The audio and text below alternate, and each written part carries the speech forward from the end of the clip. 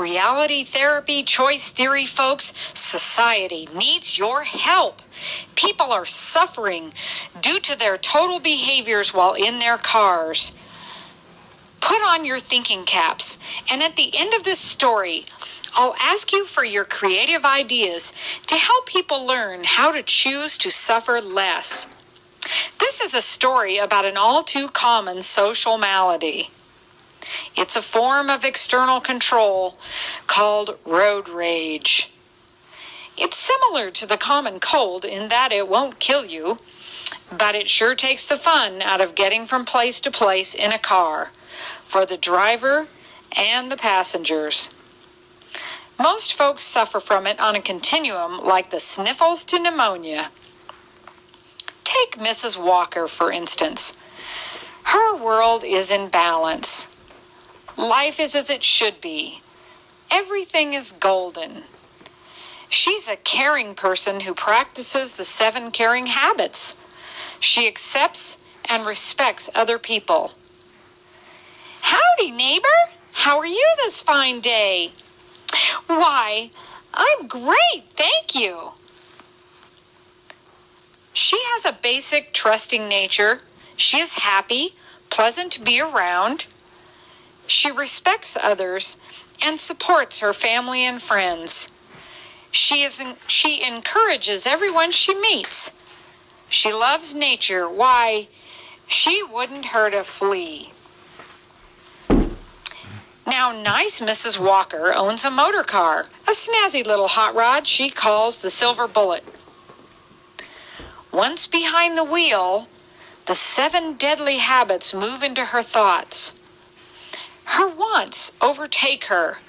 Her needs are driving her. And a strange phenomenon begins to happen.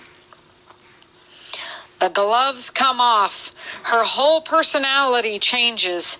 She becomes an uncontrollable monster, a demon driver. Now she is Mrs. Wheeler, motorist. She is right. It's her way on the highway. She and her destination are all important. Her organized behaviors emerge.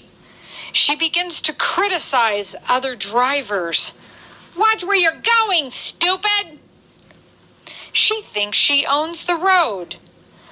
Of course I own the road. My taxes pay for them. I voted for road bonds. I pay for the roads and I'll take my share. Move over. Let me pass, slowpoke. 5 miles under the speed limit, really? She endlessly complains and blames the other drivers for her time crunch. I'm late. You are the worst driver, mister. Don't slow down when you merge, idiot. Speed up. That's why they call it merging. Where'd you learn to drive anyway? I'm going to tailgate you until you speed up. Uh-oh. Here come the threats. Mrs. Wheeler never accepts responsibility when she's driving. Oh my gosh, I'm going to sue you. You were going so slow I couldn't avoid hitting you. This is your fault. Oh dear, Mrs. Wheeler, now on foot since her Silver Bullet was crashed and towed.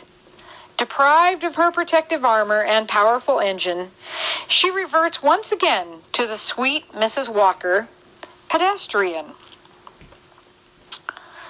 Oh, I hope I can get across the street. Oh, these cars are going so fast.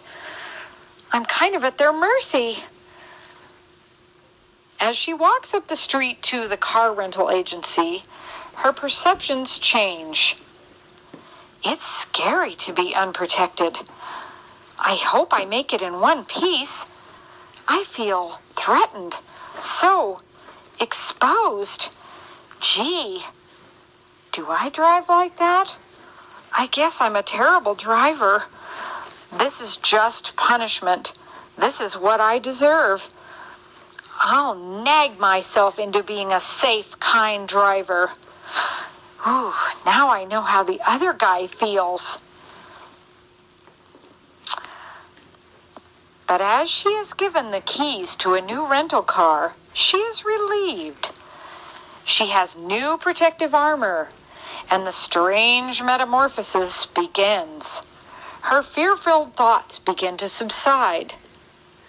And once again, gaining the safe haven of the car, the thoughts of power and control again turn sweet Mrs. Walker into Mrs. Wheeler, motorist. Oh, now I feel better. Now I can get where I need to go. I got this. So much for how the other guy feels. She's got her armor, her power, and is ready for battle.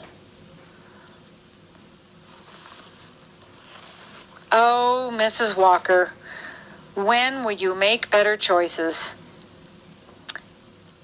Reality therapy, choice theory, folks, where are you on the continuum? Do you have the sniffles, mild irritation, or pneumonia, anger, or rage? What are your perceptions? What thoughts and behaviors can you choose to move yourself to more effective control as a motorist through life? And how can we help Mrs. Wheeler and others who suffer in the frustration of driving and life?